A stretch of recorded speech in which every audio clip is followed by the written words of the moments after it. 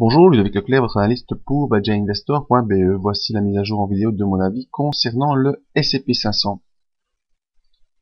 Alors tout d'abord l'unité hebdomadaire, où vous voyez que la tendance haussière se prolonge sans aucun problème. Suite à ces deux Marubozu qu'on avait eu début du mois d'octobre, si vous ne savez pas c'est quoi les Marubozu, eh bien je vous le dis déjà d'avance, venez voir notre webinaire de mardi en live à 10h du matin, où on fera un résumé de toutes les notions techniques qu'on a vues avec Admiral Market depuis le mois de novembre et décembre. On fera un résumé mardi matin, mais vous pouvez toujours revoir les webinaires sur la chaîne admiralmarket.fr.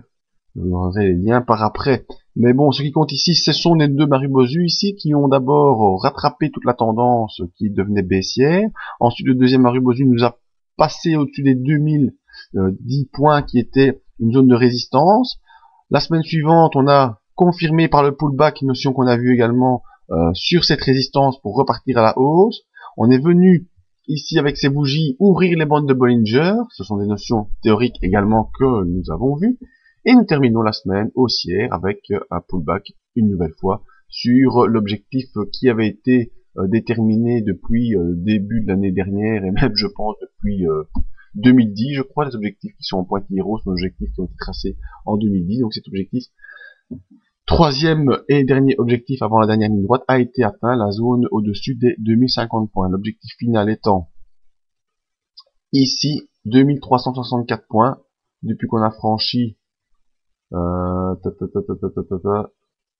en 2013, pardon, c'était pas en 2010, je raconte n'importe quoi. Pas être trop présomptueux. Je fais hop, hop, hop, hop, hop, hop.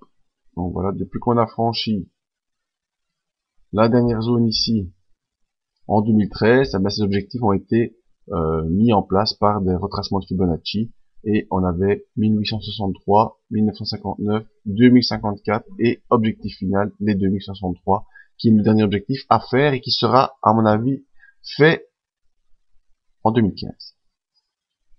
Alors pour l'instant, eh bien on a franchi le troisième objectif, le troisième palier. Je vais vous réagrandir tout ça. Ça prend un petit peu de temps, je suis désolé. Et donc voilà, en unité hebdomadaire, on est venu s'appuyer sur l'avant-dernier objectif et on semble repartir à la hausse. Les bandes de Bollinger sont ouvertes, les moyennes mobiles sont haussières, pas de souci. Au niveau journalier, qu'est-ce qui s'est passé cette semaine? Eh bien, semaine un petit peu de stagnation. Vous voyez vraiment ici le pullback sur la zone des 2050, 2055. Hop, pullback sur cette zone. Ensuite, boum, on repart à la hausse dans l'autre sens.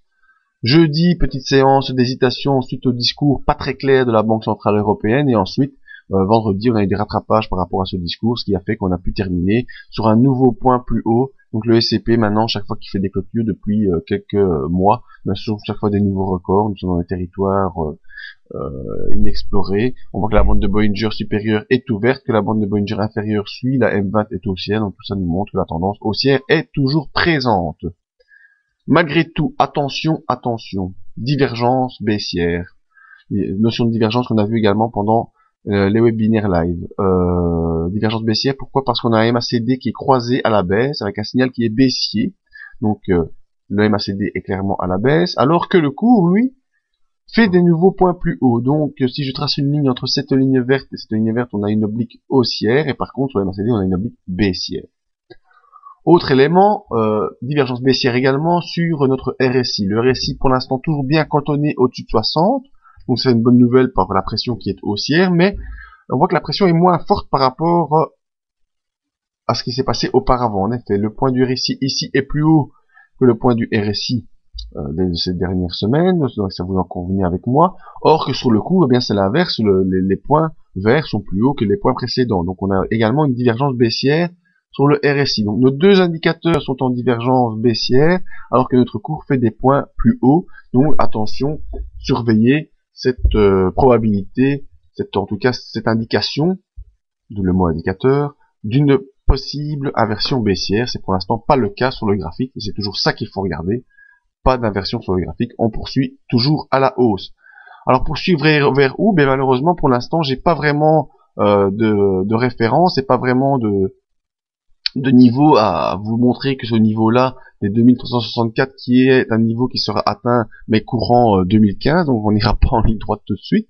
On a un autre niveau ici vers les 2200 points qui sera un niveau intermédiaire qui sera atteint également au courant de l'année prochaine, mais on n'y est pas encore. Et pour l'instant, on voit que l'accélération ici se fait de moins en moins forte, et donc probablement qu'on aura une consolidation de tout ça vers un retour vers les 2000 points peut-être au début d'année prochaine avant de prendre de nouvelles bases pour une nouvelle impulsion haussière en direction des 2200. Donc pour l'instant, pas d'indication d'inversion, à surveiller en support les 2055 et en résistance, eh bien, si je veux faire un calcul, je peux prendre la distance de consolidation ici à reporter vers le dessus, donc ça fait de 1, 55, 75, ça fait 20 points, donc je peux reporter 20 points au-dessus des 2080, c'est aux alentours des 2100, la prochaine zone de résistance. Donc résistance vers 2100 points, support 2055 points, à surveiller, donc à suivre pour la fin d'année, toujours porteuse, même si on a des divergences sur les indicateurs. Alors concernant toutes les notions de théorie que nous avons vues, je vous invite ici avec Admiral Market, vous avez le petit lien pour venir vous inscrire. On fera un résumé de toutes les formations techniques qu'on a fait courant novembre et décembre et vous donner à surveiller pour la fin 2014 avant le nouveau webinaire de 2015. Merci à tous et à bientôt.